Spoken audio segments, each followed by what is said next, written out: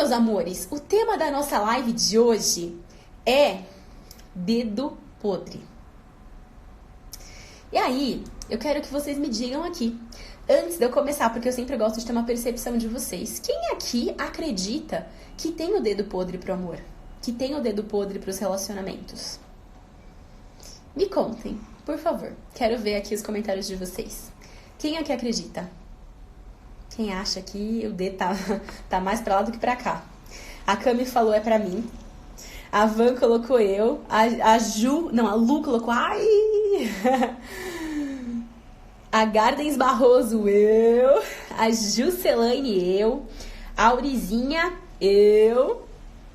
Ale, eu. Nádia, eu. Ana Carol, eu. A Amandinha acreditava até começar a assistir você, ô lindeza. A gente vai falar um pouquinho sobre isso, tá? Por que rola esse tal do dedo podre? Nossa, eu, trágico, sou eu, Gabi, vai ser pra mim. Não sei, a Rebeca colocou. A gente vai analisar então. A Patrícia, meu dedo é vítima. Paty, essa frase é perigosa. Muito cuidado em utilizar a palavra eu e vítima as palavras eu e vítima na mesma frase, tá? Porque a gente acaba se colocando num lugar de não ter ação. E quando a gente não tem ação, a gente não tem como mudar, né? Os nossos direcionamentos, o nosso futuro. Mas, primeira coisa que a gente precisa pensar. O primeiro passo é você entender que você não tá sozinha nessa. Vocês estão vendo aqui, né? Eu. Por muito tempo eu acreditei que eu tinha dedo podre também. Principalmente quando a gente tem um histórico de relacionamentos bem estranho, né? Bem zoado, uns caras mal menos. Mas o fato é que, assim, isso tem vestígios históricos. Por muito tempo, nós mulheres, a gente tinha esse compromisso de buscar sobrevivência e segurança. Então, desde os primórdios, né, gente? O que a gente buscava? Um parceiro efetivamente somente para ter aquela função de parceiro na nossa vida, porque aquilo nos dava status de mulher, porque aquilo nos garantia ser seguras, né? A gente tinha reputação aos olhos da sociedade, a gente tinha mais credibilidade, a gente era bem sucedida, né? Vocês imaginam, uns tempos atrás, uma mulher que passasse dos 30 anos e não tivesse um relacionamento sério? Nossa, era esculachada, tava pra titia, já ficou velha, fracassada. E a gente acha que a gente evoluiu muito, né? De fato, a gente evoluiu, só que esses vestígios, eles rolam muito ainda. E o pior, muitas vezes não é nem no olho do outro, é no nosso próprio olho, é no nosso inconsciente. Quantas meninas já chegaram até mim? Ai, Gabi, eu tô muito velha. Nossa, não sei se dá mais. Quantos anos você tem, Flor? Tenho 32. Tenho 35. Tenho 40. Gente, pelo amor de Deus, se você tiver uns 80 anos, 70, 80, fala, olha, realmente, a maior parte da sua vida já passou. Mas ainda, se você tá viva, porque você tem coisa pra fazer, né? Mas 30, 40 anos, da onde que vem isso? De onde vem essa visão? Dos nossos antepassados. Porque naquela época a gente não podia chegar nessa idade sem ter casada, sem ser mãe, né?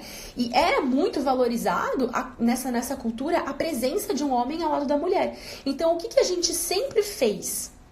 Fazia de tudo para ser escolhida. A gente queria ser escolhida pelo cara, né? Não importa qual cara fosse. Os casamentos eram arranjados pelos nossos pais, que escolhiam o melhor pretendente, né? Então, a gente só se preocupava em ser escolhido. Então, eu preciso ser boa o suficiente, eu preciso ser bonito o suficiente, eu preciso ter dote, antigamente, né? Eu preciso ter uma série de características para ser escolhida pelo cara, né? E aí, por esse ponto, isso realmente se torna uma necessidade pra gente, né? Como um pré-requisito a ser cumprido a qualquer custo. Inclusive, ao custo das nossas escolhas, né? Então, a gente não aprendeu com a sociedade a escolher. A gente torce para ser escolhida. Faz sentido isso? Olha para os seus relacionamentos passados aí. Olha para esse teu relacionamento com o teu ex.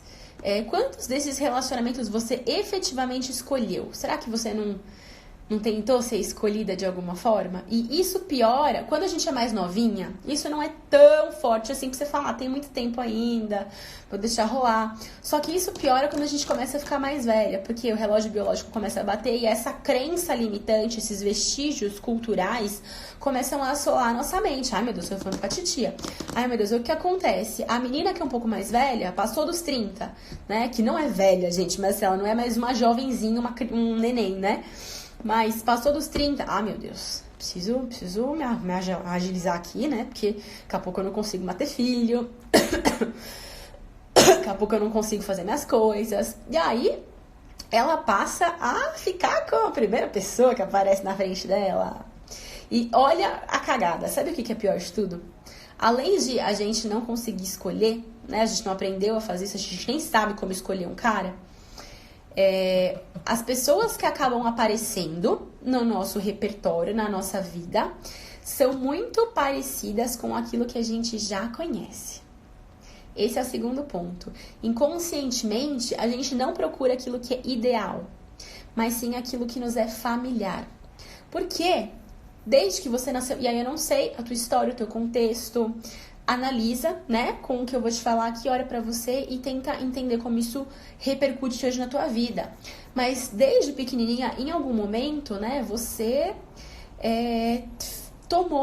fechou assim uma ideia do teu valor e daquilo que você merecia ou não e do que os homens são ou não, do que os relacionamentos são ou não. Isso pode estar muito baseado nas relações com os seus pais, no relacionamento entre eles, no relacionamento que você tem com eles, ou que você não tinha. Ah, inclusive, deixa eu fazer um comentário legal aqui. Teve uma moça que, falando um pouquinho dessa história de referências dos pais, ela me mandou uma mensagem e falou assim, Gabi, vê se ela tá aqui, eu não sei se ela tá aqui, que ela tá assistindo as lives. Gabi, putz, faz muito sentido isso, só que eu não sei como isso pode influenciar na minha vida, porque eu não tive pai, assim, meu pai... Eu não lembro se ela contou que ele faleceu quando ela era um neném, ou se ele foi embora, eu não me recordo desse detalhe, mas ela não teve essa presença do pai. E isso, gente, também repercute na nossa vida, porque o equilíbrio é você ter a presença de pai e mãe, né? São energias que se equilibram. Quero que você, não é tipo, ah, a Gabi é machista porque tem que... Não, gente, são equilíbrios, são energias. Inclusive, casais que são homossexuais, que adotam crianças, mesmo casal homossexual, uma das partes exerce a energia masculina ali, né? E a outra parte a feminina. Mesmo num casal homossexual. Porque esse equilíbrio é que cria a conexão casal. E a criança, ela precisa sentir esse equilíbrio, porque as duas energias vão ensiná-la coisas diferentes, né? E aí, quando você tem a falta de um pai, você tem a falta daquela energia na tua vida. Mesmo que a tua mãe tente assumir os dois papéis, né? Porque é muito desafiador cuidar sozinho. E assim, mesmo que consiga cuidar muito bem, o nosso inconsciente enxerga aquilo como uma falta. Principalmente porque essa criança vai pro mundo e vê que as pessoas têm um pai e uma mãe, pai e uma mãe, pai e uma mãe. Então isso vai criando buraquinhos no inconsciente dessa criança. Ela, opa, mas por que eu não tenho? Será que é porque eu não mereço? Olha que louco. É uma criancinha, tá? Menos de 7 anos, assim. Geralmente que a gente começa a ter essas primeiras percepções. Mas, putz, por que eu não tenho um pai? E a criança tem essa autorreferência, né? Esse autocentramento muito forte. Ela costuma trazer essa crença muito forte de que é tudo culpa.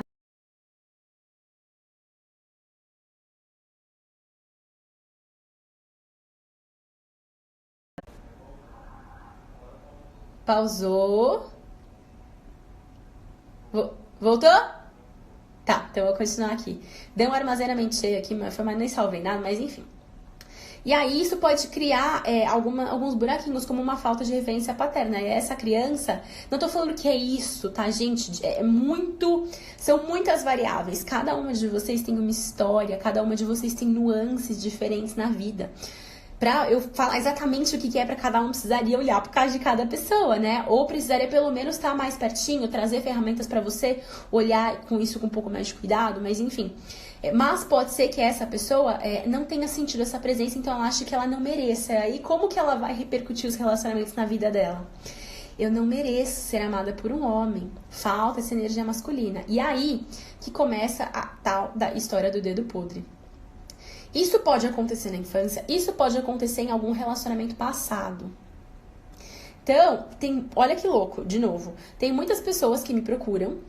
Eu falo isso, mas é porque tem muita... E eu gosto de falar porque são histórias. Gente, sabe o que eu mais gosto no meu trabalho? De colecionar histórias. E assim, nossa, ela, que louca, né? Ela quer colecionar histórias tristes. Não, são histórias de seres humanos que passam por desafios e que superam. Todas as histórias que eu trago aqui pra vocês são de mulheres incríveis que passaram por dores, caíram às vezes no fundo do poço, passaram por abismos, mas superaram. Eu acho tão incrível a gente olhar pra essas histórias, né? É por isso que eu gosto muito de trazer esse repertório pra vocês. E aí, eu falo do conflito passado. E aí tem algumas pessoas que me procuram, né? Algumas alunas que vêm tratar um relacionamento específico. Esse ex que terminou agora, por exemplo. Aí ela começa a fazer os exercícios. Ela começa a aprofundar no autoconhecimento, porque é camada de cebola, gente. O que a gente tá fazendo aqui? A gente pensa que você é uma cebola. A gente tá tirando a primeira casquinha. Essa casquinha é mais superficial pra você começar a enxergar. Só que pra você chegar no seu ser, no seu centro, na tua essência, a gente precisa descascar essa cebola inteira. E aí, por exemplo, as meninas que estão no meu programa começam a tirar essas casquinhas, vão aprofundando. E aí algumas percebem que, na verdade, esse relacionamento de agora que ela tá olhando, ele é apenas uma consequência de um relacionamento mal curado no passado. Algumas percebem que esse relacionamento de agora é um relacionamento rebote. Que o relacionamento rebote nada mais é do que um relacionamento imediato, que você entra, imediato, mas pode ser não tão imediato assim se você não curou o anterior, tá?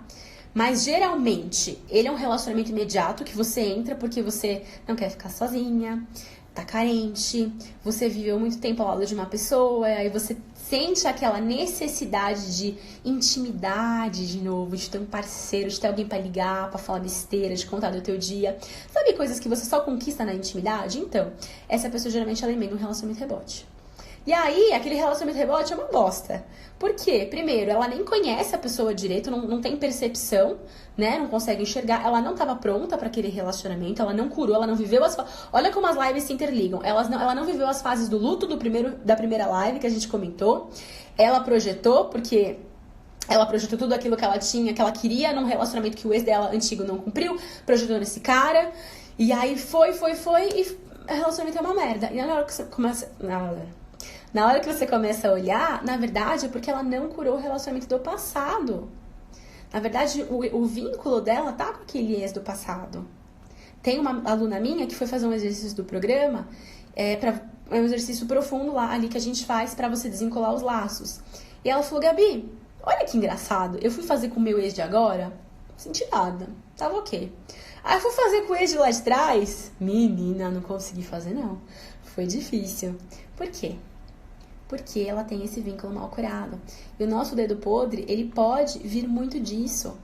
Então, adianta a gente tentar entrar num novo relacionamento sem olhar e curar o passado. Não adianta. Pensa na sua casa hoje. Pensa que a sua casa, a sua sala, tá toda suja, coisa quebrada. Nossa, tá um horror. Tem xixi de gato, cocô de cachorro, tá a zona. Aí, você vai na floricultura, fala, puta, minha casa tá uma zona, né? Mas você não quer limpar, porque limpar dá trabalho, você vai ter que ficar o dia inteiro ali suando, às vezes mais de um dia, fazer uma faxina. Não, eu vou lá na floricultura, vou comprar umas flores, vou passar um perfuminho ali, ó, vai resolver. Você acha que vai resolver? Não. No primeiro momento você vai se sentir bem. Pega isso e aplica para relacionamento. No primeiro momento você vai se sentir bem e fala, ai, uma flor, que linda. Só que primeiro essa flor vai entrar na tua casa, ela vai murchar, porque, né, nessa energia densa, o perfume não vai durar. E aí você vai falar, nossa, mas por que essa flor não dura? Por que esse perfume não tá durando? Não tem a ver com a flor, não tem a ver com o perfume. Tem pessoas, inclusive, que podem até encontrar um parceiro bacana, só que se elas não estão prontas, se elas não estão à altura deste parceiro naquele momento, elas podem pôr tudo a perder. Algumas de vocês me mandaram algumas mensagens e eu fiquei muito tocada, me falando que gostam, por exemplo, da pessoa que estavam, enfim, só que tiveram alguns sequestros emocionais, ou algumas outras falhas aí no meio do processo e colocaram tudo a perder. Então, olha que louco. Quando a gente não tá preparado, quando a gente não cura o que tem que curar, quando a gente não trata esse nosso dedo podre, a gente pode por tudo a perder sim uma pessoa que pode ser bacana pra gente. Então a gente precisa tomar muito cuidado com isso, tá? Resolver esses conflitos passados. E aí, eu listei aqui alguns sinaizinhos pra você identificar se de repente você tem algum conflito mal resolvido do passado hoje. Vamos lá? Vou contar pra vocês os sinais aqui. Eu quero que vocês coloquem aqui pra mim os números, tá bom? Vou falar sinal 1, sinal 2, sinal 3. Coloca aqui pra mim os números se você se identificar, beleza?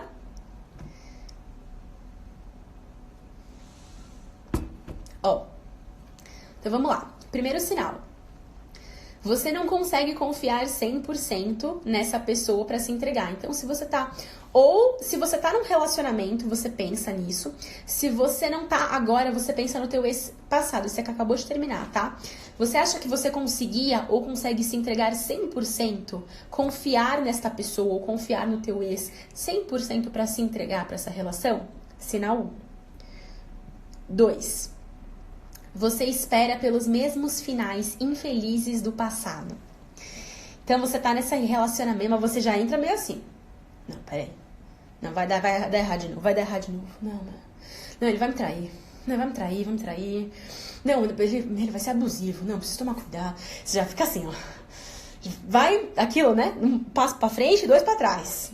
Porque você já tá na sua cabeça, já criou o desfecho de que cara vai dar bosta de novo. Sinal 2. 3.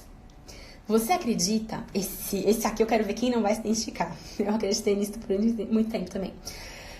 Você acredita que é muito difícil encontrar homem bom no mercado. Gente, não tem homem que preste, sabe? Ah, não. Porque os bons já estão comprometidos. Todos os homens aí, ó, todos esses homens que eu tô conhecendo, não tem cara bom. Gabi, onde eu vou encontrar um cara bacana? Não tem. Você fica falando, mas não tem não.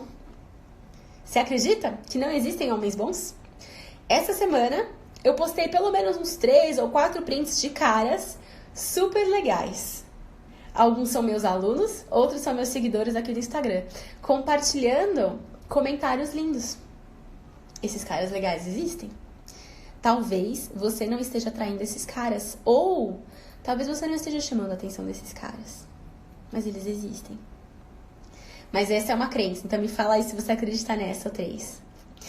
4, compara o ex com o atual constantemente, ou o ex antigão com o ex antiguinho. Sabe assim, gente, eu fazia muito isso. Quando eu tava no meu relacionamento antes do meu marido, né? Eu contei pra vocês em alguns momentos, vou explicar um pouquinho mais com detalhes na aula do dia 12, quem não me conhece ainda não se preocupa, mas eu vivi um relacionamento rebote, muito tempo depois. Apesar de não ter sido logo na sequência, geralmente o rebote é na sequência, esse meu relacionamento foi de um término mal curado, porque eu demorei 5 anos pra curar o término do meu relacionamento. Pois é, mas calma, você não vai passar por isso. Respira, só estou te contando aqui a cagada pra você entender. 5 anos, gente. Aí, eu entrei nesse relacionamento porque eu tava carente, porque eu queria um relacionamento. E aí, o que eu ficava fazendo? Comparando. Não, porque meu ex do passado fazia assim, esse aqui não faz. Não, porque meu ex do passado fazia tal coisa, esse aqui não faz. Era batata, eu não conseguia tirar a comparação da vida. E isto é sinal de término mal curado. No meu caso, claramente, hoje não tava nem mal curado, tava definitivamente não curado. Então me conta aí se você tem esse sinal. E o 5º sinal, você continua remoendo as más experiências do passado. Cara, não sei quanto tempo teu relacionamento acabou. Se é recente, lembra que eu falei em uma das lives que quando a gente termina muito recente é normal, a gente passa por crise, a gente remoe mesmo e tá tudo bem se é recente, você está perdoada, tá? Mas você já terminou há algum tempo, gato, e você ainda tá remoendo, lembrando como ele fazia isso comigo, e aí você vê agora, de repente ele tá bem, aparentemente, ele tá bem, ele tá com outra pessoa, você fica puta da vida. Teve uma moça que me mandou uma perguntinha aqui nos stories hoje. Vê se você está aí, moça. Falando, Gabi, não consigo sair da fase da raiva. Eu fico criando planos pra afetá-lo de alguma forma. E eu falei, lindeza, não faça isso. Porque você ficar aí remoendo essa raiva por conta de alguma coisa que ele te fez ou que você acha que ele te fez, porque, novamente, não somos vítimas de nada, somos co-criadores da nossa realidade. Se você tava com esse cara, você atraiu ele pra tua vida de alguma forma, né? E você contamina a tua vida e aí você primeiro que você não anda, segundo que você não vai ficar feliz se ele se der mal. Isso não vai agregar valor pra sua vida. Você pode até dar aquele uhul, tipo, se fudeu, mas isso não vai durar. Porque quem vai continuar vivendo os dias na sua pele é você. Quem vai ter que continuar dormindo e acordando com os seus pensamentos, com a sua vida, com o seu estilo de vida é você. Por mais que ele se ferre, é você que está no seu corpo. É você que está na sua mente, é você que está na sua alma. Então não adianta nada você querer ferrar o outro. Isso não muda quem você é ou quem você está. Quem você é luz, você é amor, você é divina. O problema é que você está numa situação que você não reconhece nada disso, aí você se afunda nesse processo. E aí até falei pra ela, você quer se vingar do teu ex? Reconstrói a tua vida. Seja uma mulher incrível, que brilha, que as pessoas falam, uau, que mulher incrível. Nossa, olha como ela tá bem. Nossa, tá bem melhor depois que se separou, depois que terminou. Essa mulher, sim, aí você vai se sentir bem, assim, sabe? Você vai dar aquela vingancinha boa, tá? Então foca nisso. Esses são os sinais, gente, de que de repente você tem um mau conflito resolvido do passado aí. E aí, ó, se liga. Sabe aquele tipo de pessoa que repete o mesmo padrão de relacionamento, né? Que teve namorado tal, que traiu, daí conheceu um cara maravilhoso, a pessoa foi lá e traiu de novo, e mais outro relacionamento, a mesma situação. Gente, tudo isso, na verdade, é um reflexo de como você tá. Então, eu vou falar uma frase aqui, dolorosa, mas verdadeira, tá? Que é a seguinte: o seu dedo podre, na verdade, é o reflexo de um interior podre. Você atrai aquilo que você é. Você atrai aquilo que você está, né? Você é luz, mas você tá numa vibração aí que não tá rolando. Com crenças de relacionamento. Pensa assim, ó, se você acredita piamente que não existe cara bom por aí, que chance que você tem que aconteça o contrário? É muito louco, porque a nossa... Adoro falar é muito louco, né? Mas é que tem umas coisas, gente, que, juro, não para na minha cabeça. Tipo, quando a gente acredita muito numa coisa assim, né? Ah, não, não existe cara bom, não existe cara não existe cara bom. E aí, se aparece um cara na tua vida que de repente é legal, você mesma vai justificar que ele não é legal, porque no fundo você quer estar certa. Pra você, vale mais estar certa, não existe cara bom, do que, de repente, correr o risco de ser rejeitada por esse cara. Porque se você falar que ele não é bom, que, esse cara não é legal, esse cara não sei o quê, bom, e você que tá, tipo, empurrando o cara, né? Ele que não é bom pra você. Mas você não corre o risco de se machucar, de se entregar de novo. Só que o que isso reflete? Que você tá com medo ainda, que você tem conflitos mal resolvidos do passado, né? Então a gente precisa muito olhar pra isso, porque todo padrão de acontecimento na nossa vida acontece porque tem alguma coisa dentro de você, algum padrão rígido que você ainda não mexeu. Você precisa encontrar o que te falaram e você acreditou e encontrar o que você colocou como verdade última e modificar. Como que a gente faz isso, gente? Olhando para a origem, encontrando a origem desse padrão, identificando de onde foi. Então, essa minha aluna que eu comentei para vocês, ela percebeu que não era o relacionamento atual dela, era o passado. E aí a gente trabalhou em cima da cura do relacionamento passado, para que aí sim ela pudesse curar outros relacionamentos mais pra frente, né? De repente, esse teu dedo podre, ele começou na infância, você escutando alguma coisa dos seus pais. Deu uma engasgada aqui. Você escutando alguma coisa. Oxi! Nossa, sabe que me lembrou essa cena? Quem já passou por aquele momento que vai fazer prova na escola ou no vestibular, e aí você tá com aquela tosse infernal, só que tá um silêncio, você fala, gente, eu não posso nem me mexer, e você fica quase roxa, tentando parar a tosse. Cara, que inferno isso, mas aqui eu posso tossir à vontade, pelo menos. Mas aí, identifica, de repente você testemunhou coisas entre os seus pais, e aquilo começou a te levar a acreditar que relacionamento era daquela forma. E aí você começou a atrair essas pessoas e isso vira um ciclo, né? A gente começar a atrair, vivenciar e identificar só essas coisas ruins as pessoas. Então olha pra origem. Identifica aí no teu contexto.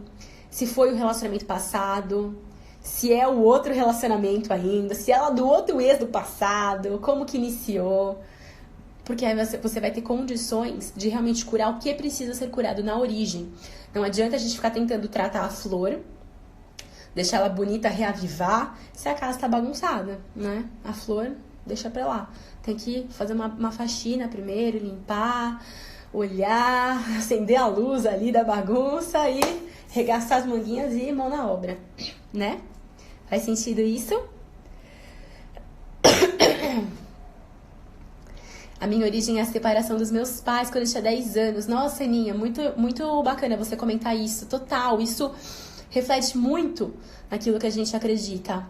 Muito nos nossos relacionamentos. Eu não sei se você já se separou, mas isso acaba sendo um padrão. Algumas mulheres que se separam é por conta também, né? Não vou falar que é só isso, assim, mas tem também uma referência, uma influência da separação dos pais lá no passado. E o problema não é nem a separação em si, gente, mas lembra que, assim, os nossos pais provavelmente são muito mais inconscientes do que eu e você aqui, né? Então, a separação muitas vezes não é feita de uma forma bacana, não é conversada, não é alinhada. Se seus pais se separaram, eu duvido, né? Pode ser que tenha acontecido, você é uma exceção. Mas a maioria dos casos não chega pra você falar, ai filha, a gente vai se separar, mas a gente continua chamando, é uma coisa conversada, e fica aquela energia amorosa, aí você entende que sua mãe tá mais feliz, seu pai está mais feliz, então é bom. Você acaba associando uma coisa boa, né, a separação, no sentido de eles estão mais felizes, então tá tudo bem, a separação não é o fim do mundo, não é um bicho de sete cabeças. Pelo contrário, muitas vezes a separação é aquela balbúrdia, às vezes a mãe quer ficar colocando o pai contra, nossa, que eu já ouvi de meninas, não, porque o meu pai largou minha mãe, e aí ela ficava falando que homem não presta, que meu pai era um cretino, que ele era fazer tudo errado, e aí você fica com essa referência ruim, né, e isso acaba interrompendo, assim, realmente prejudicando os teus relacionamentos. Então tem tudo a ver o que você falou, Flor. Tudo a ver. A Thay comentou, fiquei confusa agora. Achei que tinha perdoado meu ex, então comecei a namorar outro e ficava remoendo as atitudes erradas do ex com o atual. Então tem coisa aí, Flor. Tem coisa aí. Sabe o que acontece também? Deixa eu contar pra vocês. Às vezes a gente tá distante do ex, em sentido de distância física e distância contato mesmo. Então a gente acha que perdoou. A gente acha que esqueceu. Vocês me fizeram essa pergunta também aqui, né? Como que eu sei que eu perdoei? Como que eu sei que eu tô livre? Quando você não sente mais nada de ruim em relação a uma pessoa. Quando você consegue até mandar luz e amor pra pessoa. Isso não é um processo que acontece do dia pra noite, volto a dizer. Não vai acontecer do dia pra noite. É um processo que precisa ser trabalhado ao longo do tempo. É um treino. É uma musculação que você faz aí emocional. Né? Treino. Mas, quando você tá 100%, é quando você não tem mais... Você não sente mais aquele ressentimento, você não tem necessidade de ficar comparando o ex com o atual. Uma coisa, outra coisa, né? Você consegue separar bem, então aí você tá preparada pra entrar no novo relacionamento limpa, tua casa está limpa. Quase derrubei minha garrafa. Deixa eu fechar aqui. Susto! Mas quando você realmente não tem esses sentimentos densos dentro de você, né? Mas isso é um processo, né? Não tô falando que ninguém vai conseguir perdoar 100%, amar o ex hoje, amanhã. Só que é importante a gente começar esse processo em algum momento, tá bom?